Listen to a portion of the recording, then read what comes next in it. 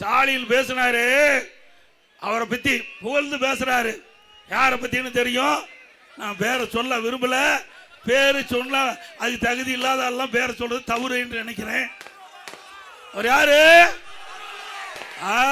10 ரூபாய்க்கு மதிப்பு கொடுத்தவர், 10 ரூபாய்க்கு அடையாளத்தை காட்டினவர், மதிப்பு கொடுத்தவர்.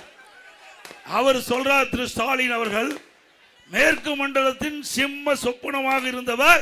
அவர் பேர் கோடு போட்டா, கோடு போட சொன்னா ரோடே போடுவார்.